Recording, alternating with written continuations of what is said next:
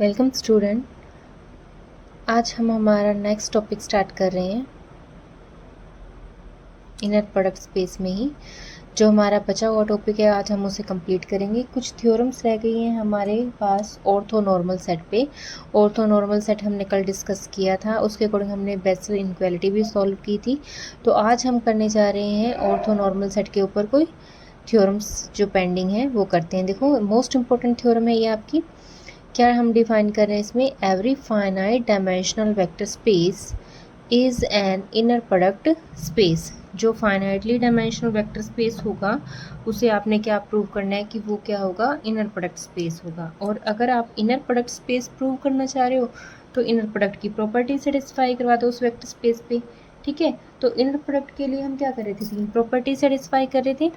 तो अब हम क्या करेंगे, जो भी वेक्टर स्पेस जो कैसा है, फाइनाइटली डायमेंशनल है, उसे हम प्रूव करेंगे इनर प्रोडक्ट स्पेस। ठीक है, तो सबसे पहले देखो वेक्टर स्पेस को हमें लेट करना पड़ेगा। लेट वी एफ आपके पास है एक वेक्टर स्पेस है, बी ए फाइनाइट डायमेंशनल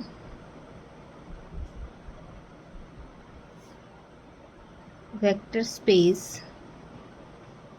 ठीक है, ओवर ए फील्ड एफ उसका फील्ड है। अब वी तो हमने लेट कर लिया कि वो फाइनाइटली डायमेंशन है, इसका मतलब क्या है? और एक बात और, फील्ड में हमारे पास क्या है? फील्ड चाहे इसका रियल हो और कॉम्प्लेक्स, क्योंकि इनर प्रोडक्ट में हम दो ही फील्ड कंसीडर कर रहे हैं, या तो फील्ड क्या होगा? रियल होगा या फिर कॉम्प्लेक्स होगा। ठीक है, अब हमने क्या किया, अगर ये फाइनाइटली डायमेंशनल है तो हम क्या करेंगे, इसके डायमेंशन लेके चलेंगे कि डायमेंशन ऑफ वी जो है वो हमारे पास क्या है? मान ले एल है। ठीक है, इसका मतलब अगर हम v के डायमेंशन, इस वेक्टर स्पेस के डायमेंशन n लेके चले हैं तो यहाँ से हमारे पास क्लियर है कि इसकी बेसिस में, बेसिस का जो सेट होगा उसके अंदर n नंबर ऑफ एलिमेंट होंगे। ठीक है, क्योंकि डायमेंशंस तो वही होते हैं जो बेसिस के अंदर एलिमेंट होंगे। तो हम क्या करेंगे, लेट एक सेट डिफाइन करेंगे u1 u2 up to un, be a basis of v। ठीक है, एक सेट डिफाइन किया जिसमें n नंबर ऑफ एलिमेंट्स थे, u1 u2 up to un, be a basis of v।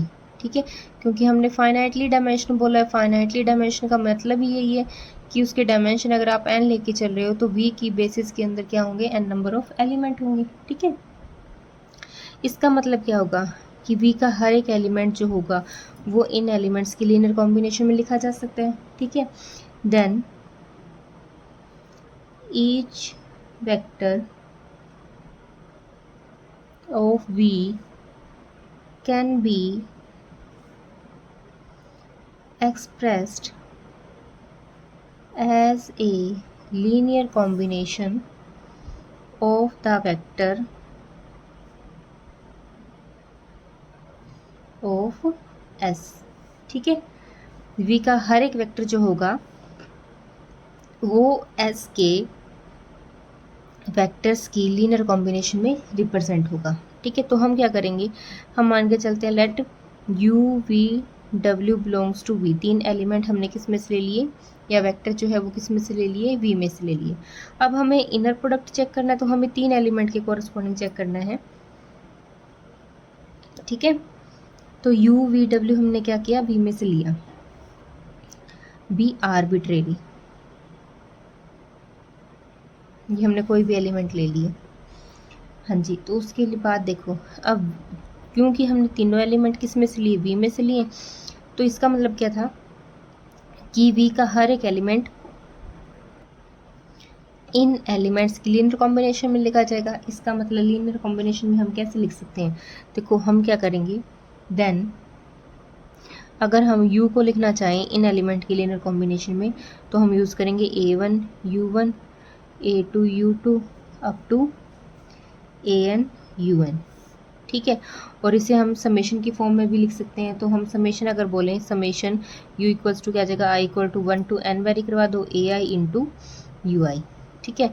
फिर हम इसी टाइप से v को रिप्रेजेंट कर सकते हैं। अगर v को लिखेंगे तो हम स्केलर्स यूज़ कर लेंगे अलग, b1 u1 plus b2 u2 up to bn un। ठीक है, तो v हमारे पास ऐसे आ जाएगा, तो हमारे पास ये i equal to 1 to n आ जाएगा और bi ui आ जाएगा। ठीक है, सिमिलरली हम क्या कर देंगे, w को भी लिख देंगे और समेशन हमारे पास आ जाएगा i equal to 1 to n, यहाँ पे हमारे पास ci आ जाएगा और इंटू ui। ठीक है, वेयर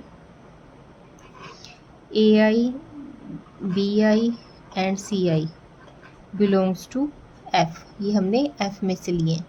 ठीक है, तो हम 3 एलिमेंट्स लिए। यहाँ तक तो सिंपल सा रिजल्ट चल रहा था कि हमने एक वेक्टर स्पेस लिया, हम उसे प्रूव करना चाह रहे हैं कि जो वेक्टर स्पेस हम लेके चल रहे हैं वो हमारे पास क्या है, एक इनर प्रोडक्ट स्पेस बनेगा।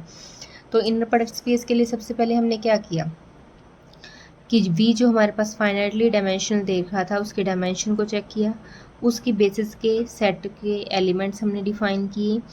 ठीक है, अगर बेसिस सेट में हम n एलिमेंट्स लेके चल रहे हैं तो v का हर एक एलिमेंट जो होगा, वेक्टर स्पेस का हर एक एलिमेंट उसके बेसिस के सेट के जो एलिमेंट्स हैं उनके लीनियर कॉम्बिनेशन में लिखा जाएगा।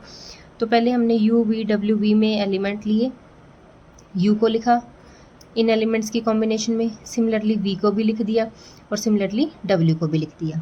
ठीक है, हाँ जी, उसके बाद हम चेक करेंगे कि जो फंक्शन है हमारे पास वो इनर प्रोडक्ट की प्रॉपर्टी सेटिस्फाई कर रहा है या नहीं कर रहा। ठीक है, तो हम क्या करेंगे, डिफाइन करेंगे इनर प्रोडक्ट, डिफाइन। ठीक है, इनर प्रोडक्ट हमने डिफाइन की u एंड v वेक्टर की इनर प्रोडक्ट की प्रॉपर्टी इसी अकॉर्डिंग हम डिफाइन करते हैं। ठीक है, उसके बाद हम चेक करेंगे कि इस फंक्शन पे, इनर प्रोडक्ट फंक्शन जो हम डिफाइन कर रहे हैं वो इस वेक्टर स्पेस पे इनर प्रोडक्ट की सारी प्रॉपर्टी सेटिस्फाई कर रहा है या नहीं कर रहा। ठीक है, तो फर्स्ट प्रॉपर्टी हमारे पास क्या आएगी, फर्स्ट प्रॉपर्टी हमारे पास क्या थी, u v कॉन्जुगेट बोल तो किसके इक्वल था, v u के इक्वल था, या u v की इनर प्रोडक्ट जो थी वो किसके इक्वल था, v u की कॉन्जुगेट के इक्वल था। ठीक है, तो इसके लिए हम क्या करेंगे, हम पहले ये प्रॉपर्टी चेक कर रहे हैं। हाँ जी, तो इनर प्रोडक्ट की जो प्रॉपर्टी थी उसके अकॉर्डिंग हमने क्या किया, हम डिफाइन कर रहे हैं u v इनर प्रोडक्ट का कंजुगेट। इसका मतलब u v हम डिफाइन कर चुके हैं, u v हमारे पास क्या था, i equal to 1 to n ai comma bi conjugate, तो इसका होल कंजुगेट बन जाएगा। ठीक है, और इस कंजुगेट की प्रॉपर्टी के अकॉर्डिंग ये हमारे पास क्या बनेगा, i equal to 1 to n ai bi conjugate, इसका होल कंजुगेट अंदर आ जाएगा। ठीक है, और कंजुगेट की प्रॉपर्टी के अकॉर्डिंग हमारे पास फाइनल रिजल्ट क्या आएगा कि ai के ऊपर कंजुगेट आ जाएगा और bi के ऊपर से कंजुगेट हट जाएगा, क्योंकि यहाँ पे डबल कंजुगेट हो जाएगा।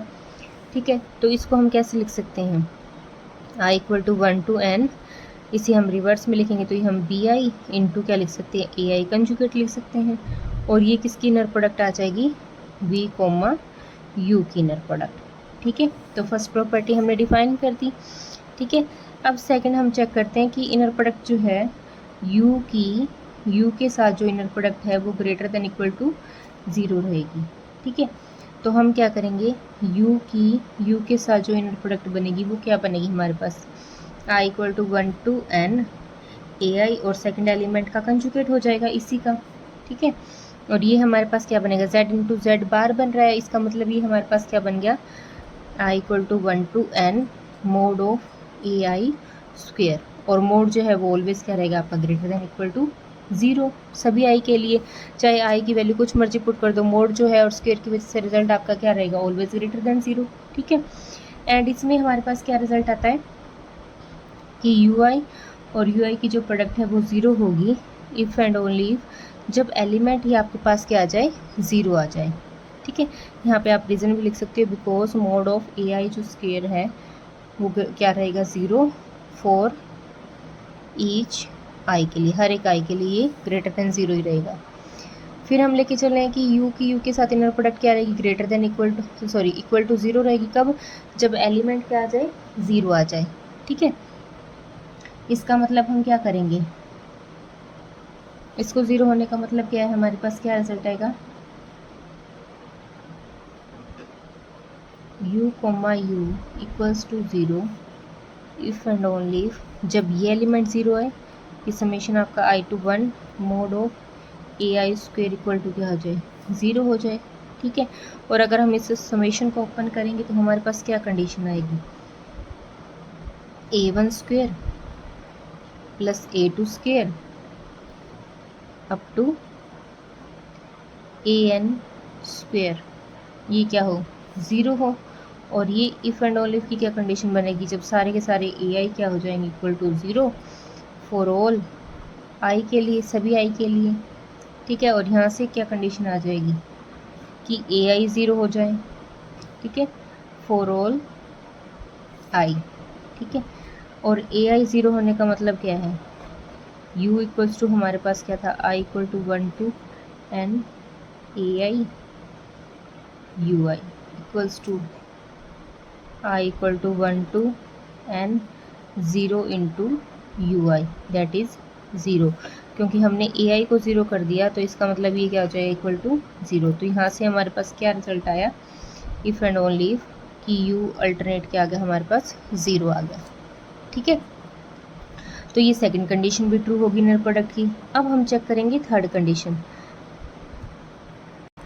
अब थर्ड कंडीशन के अकॉर्डिंग हमारे पास क्या था कि ए यू प्लस बी वी की इनर प्रोडक्ट हम किससे ले रहे हैं, डब्ल्यू से ले रहे हैं। इसका मतलब इसकी इनर प्रोडक्ट हमारे पास क्या बनेगी, inner product summation I equal to 1 to n।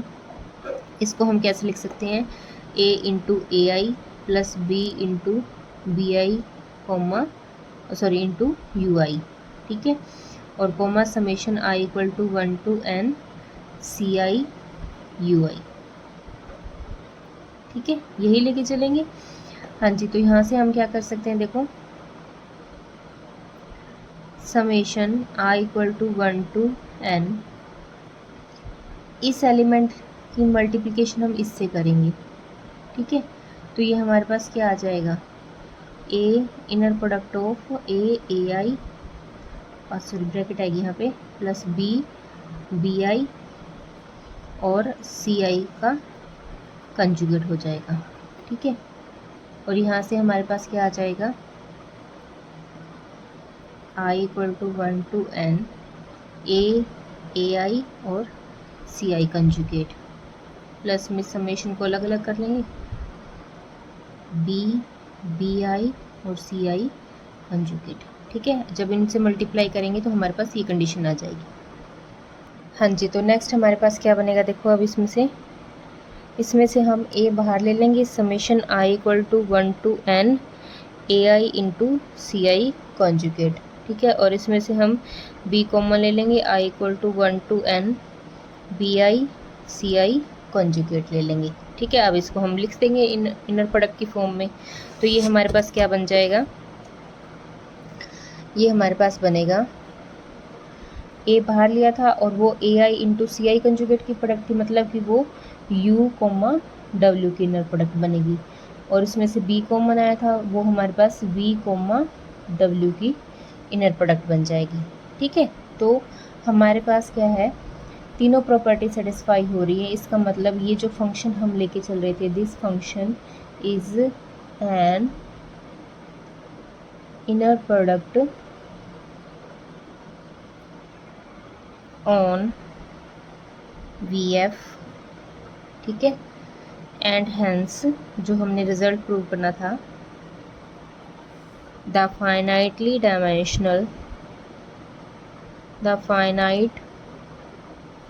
Dimensional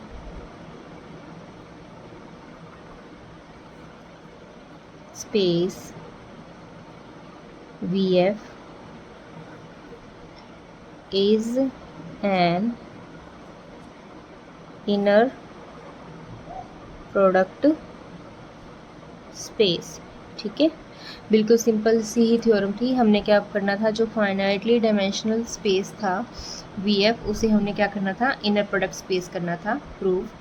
तो इनर प्रोडक्ट स्पेस के लिए हमें पता है कि तीन प्रॉपर्टीज सेटिस्फाई होंगी। ठीक है, ये हमारे पास थर्ड कंडीशन है। फर्स्ट में हमने क्या किया था कि u एंड यू आई की इनर प्रोडक्ट चेक कर दी थी।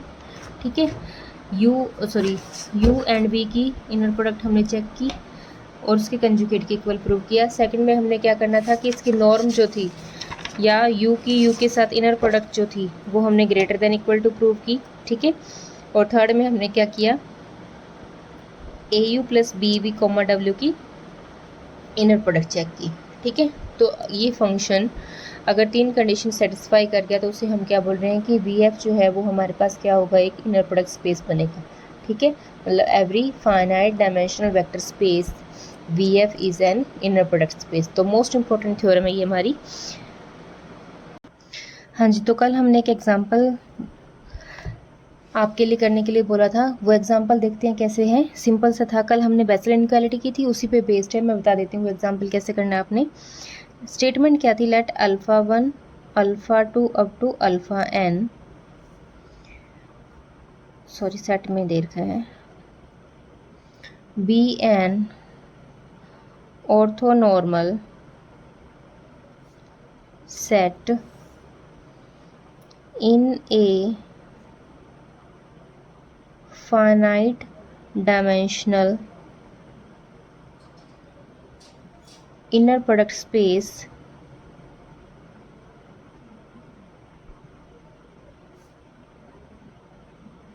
B, ठीक है। और क्या गिवन था, if summation i equal to 1 to n mod of क्या था, norm of sorry inner product of beta comma alpha I, वो किसके इक्वल था, नॉर्म ऑफ बीटा स्क्वायर। ये हमारे पास कल बेसल इनइक्वालिटी थी। For every beta belongs to V, then show that alpha 1 alpha 2 up to alpha n is a basis of V, ठीक है। तो इसका सॉल्यूशन हमारे पास क्या है, हमें क्या दे रखा है, ये सेट कैसे दे रखा है, ऑर्थोनॉर्मल सेट दे रखा है, finitely dimensional vector inner product space दे रखा है और ये कंडीशन हमें दे रखी है। देन हमें शो करना है कि ये जो सेट है वो बेसिस बन रहा है वी के लिए, ठीक है। तो सबसे पहले हम क्या करेंगे, एक फंक्शन टेक करेंगे। Let us take gamma function, हमने टेक कर लिया किस फॉर्म का, बीटा माइनस आई आपका वेरी कर रहा है 1 to n, inner product of beta comma alpha I into alpha I. जैसे कल हमने वी को टेक किया था उसी टाइप से अब हम गामा फंक्शन को टेक करें इस फॉर्म का, क्योंकि हमें ये रिलेशन जो दे रखा है वो अल्फ़ा और बीटा की फॉर्म में दे रखा है, ठीक है। अब देखो सिंपल सी बात है कि गामा जो है वो वी का एलिमेंट तो होगा, ठीक है। इसका मतलब सिंस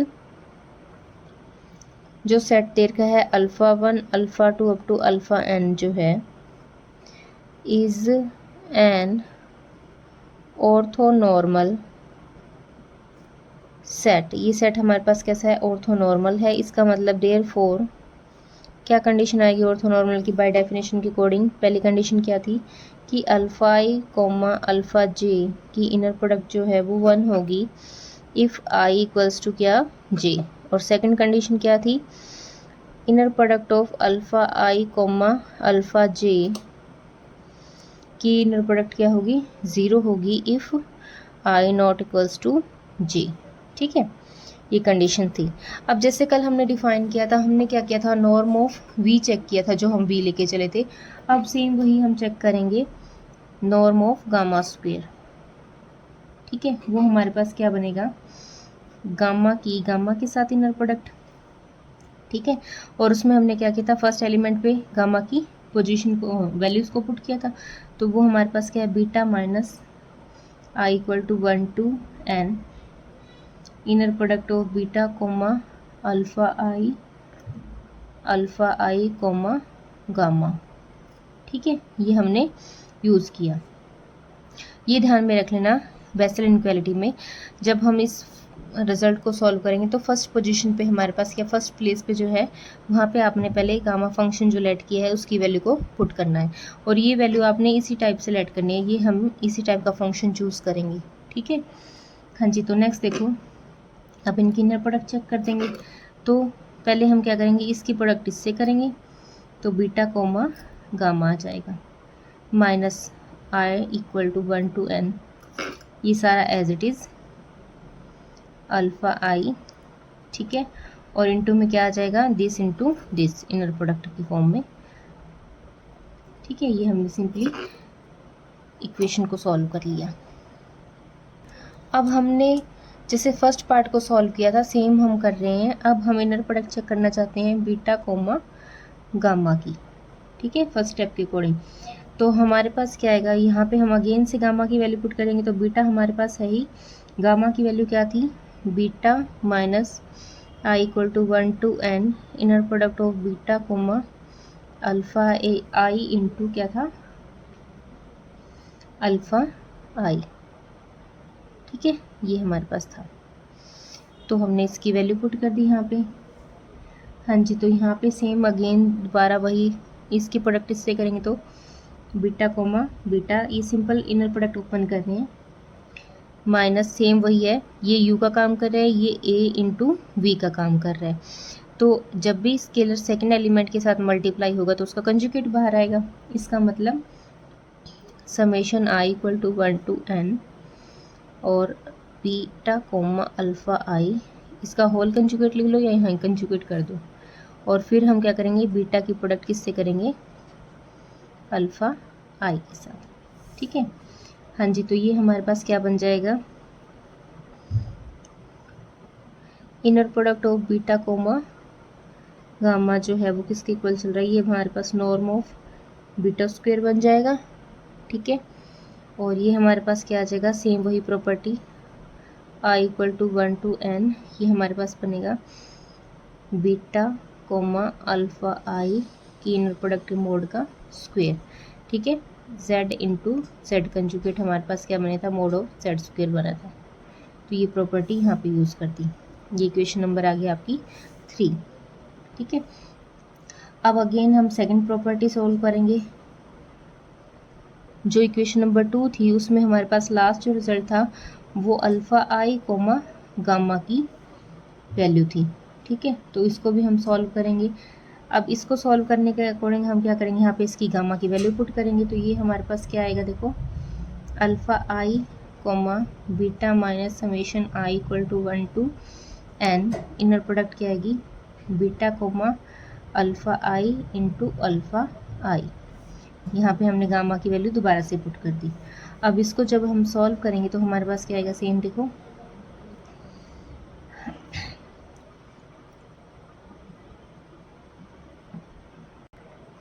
इसको हम सॉल्व करेंगे तो हमारे पास क्या आएगा, देखो अल्फ़ा आई कोमा बीटा माइनस, यहाँ पे जो समेशन है वो हम कल जैसे हमने डिस्कस किया था जे से स्टार्ट कर देंगे। तो जे आपका वैरी कर रहा है 1 to n beta comma alpha J into alpha J, ठीक है। हमने जो ऑर्थो नॉर्मल सेट है उसकी डेफिनेशन के अकॉर्डिंग यहाँ पे जो लास्ट वैल्यू आपकी आई थी जिससे कल हमने डिस्कस किया सेम वही है, इसने बस पार्ट्स में अलग अलग करके सॉल्व कर लिया। तो आई जो था उसको हमने किस में चेंज कर दिया, जे में। अब यहाँ से हम क्या करेंगे, अल्फ़ा की प्रोडक्ट इससे करेंगे तो अल्फ़ा आई कोमा बीटा की इनर प्रोडक्ट माइनस फिर हमारे पास क्या आएगा, जे 1 to n, सेम वही ये बाहर आ जाएगा तो इसका कंजुगेट बाहर आएगा, अल्फ़ा जे का कंजुगेट और इंटू में अल्फ़ा इंटू में अल्फ़ा जे, ठीक है। अब हम क्या करेंगे, इसको दोबारा से सॉल्व करके लिख लेंगे। ये हमारे पास क्या बनेगा, अल्फ़ा आई कोमा बीटा, और ये हमारे पास सेम वही हम ऑर्थो नॉर्मल सेट जो था उसकी कंडीशन को चेक करेंगे। अगर आई सेम कर देंगे तो हमारे पास क्या आएगा, रिजल्ट 1 बन जाएगा, अदरवाइज 0 आएगा। तो इसको हम चेंज कर देंगे और ये हमारे पास कंजुगेट ख़त्म होकर क्या आ जाएगा, बीटा कोमा अल्फ़ा आई का कंजुगेट बन जाएगा, ठीक है, by using 1 and 2 inner ortho normal set की डेफिनेशन के अकॉर्डिंग, ठीक है। उसके बाद हम क्या करेंगे, जो हमें प्रूव करना है उसके according multiplying above equations by summation I equal to 1 to n beta comma beta I. ठीक है, इस एलिमेंट से हम इस फैक्टर के साथ हम इसकी मल्टीप्लिकेशन सॉल्व करेंगे। तो क्या रिजल्ट आएगा हमारे पास, देखो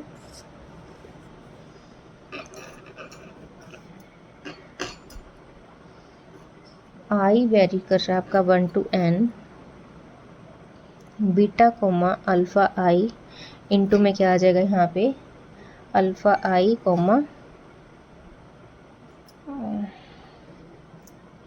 अल्फ़ा आई कोमा गामा। ठीक है, और राइट हैंड साइड में क्या बनेगा, बोथ साइड करना है, ये हमने इससे मल्टीप्लाई किया, अब इस फैक्टर के साथ मल्टीप्लाई करेंगे तो आई आपका वेरी कर रहा है 1 to n beta comma alpha I और इंटू में यहाँ पे क्या आ जाएगा अल्फ़ा आई कोमा बीटा, फिर माइनस में summation I equal to 1 to n beta comma alpha I, इस फैक्टर से करना था, और इसके साथ क्या पड़ा है यहाँ पे inner product of beta comma alpha I का कंजुगेट। ठीक है, अब यहाँ पे हमारे पास क्या कंडीशन बनेगी, देखो ये हमारे पास अगेन इसको चेंज करेंगे, तो ये summation I equal to 1 to n, इसे हम बीटा कोमा अल्फ़ा आई लिखेंगे, इस एलिमेंट को चेंज करेंगे तो बीटा कोमा अल्फ़ा आई का कंजुगेट आ जाएगा।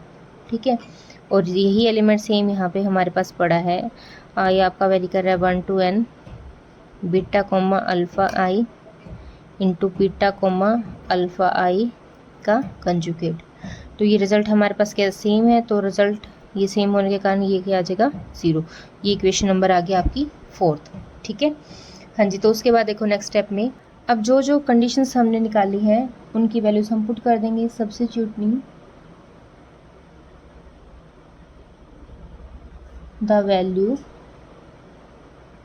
Of inner product of beta comma alpha gamma and किसकी वैल्यू हमने निकाली है i equal to 1 to n। हमने पार्ट्स में सॉल्व किया था ना ये सेम, तो हमने लास्ट में जाके इनकी सभी की वैल्यूज पुट करनी है।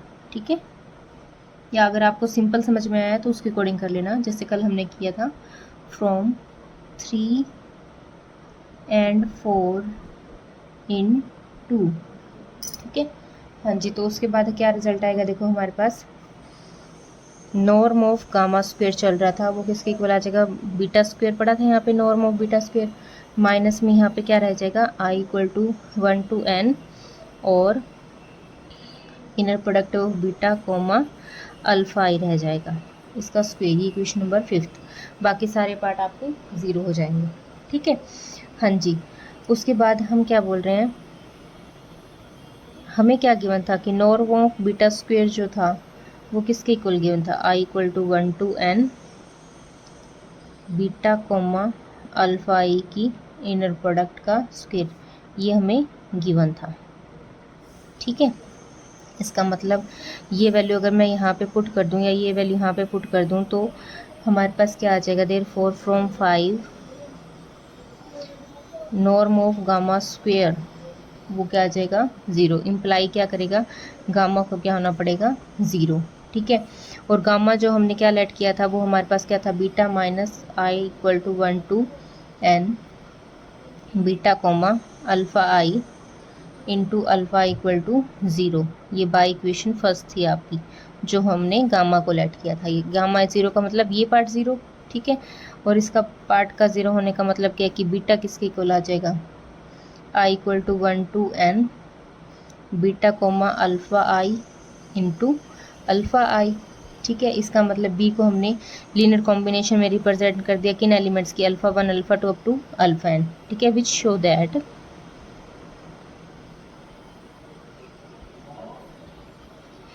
Beta can be expressed as a linear combination of alpha 1 alpha 2 up to alpha n since beta belongs to V is arbitrary। ठीक है, इसका मतलब बीटा एलिमेंट किसका था V का था और वो कोई आर्बिट्रेरी एलिमेंट था, इसका मतलब V जो है वो पूरा का पूरा स्पेस जो है वो क्या होगा is spanned by the elements alpha 1 alpha 2 up to alpha n। ठीक है, इसका मतलब जो सेट था हमारे पास जिसमें हम n नंबर ऑफ एलिमेंट्स लेके चले थे, alpha 1 alpha 2 up to alpha n जो था वो क्या आ जाएगा, being orthonormal set is linearly independent. ठीक है, क्योंकि वो बेसिस बन रहा है, क्योंकि पूरा का पूरा सेट V जो था वो इन एलिमेंट से स्पैन हो रहा है। स्पैन का मतलब क्या है कि ये जो सेट था वो ऑर्थोनॉर्मल था और वो लीनियरली इंडिपेंडेंट होगा। स्पैनिंग सेट की कंडीशन यही थी। ठीक है, इसका